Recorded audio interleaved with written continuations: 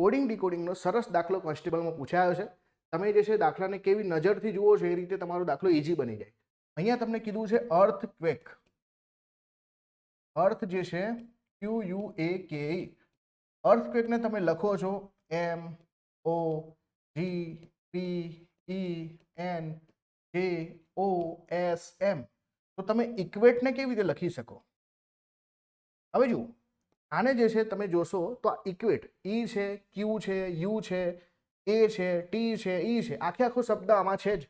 તો આમાંથી આપણે જે છે એનું સીધે સીધું જે છે લેટર શોધીને જ લખવાનો છે કે ઈને આપણે એમ કહીશું, ક્યુને આપણે એન કહી દઈશું, યુ છે તો એને આપણે જે કહી દઈશું, એને જે આપણે શું કહીશું તો કે ઓ કહી દઈશું, ટીને શું કહીશું તો ટીને આપણે પી કહી દઈશું, અને ઈને શું કહેશું તો ઈને પાછું એમ કહીશું.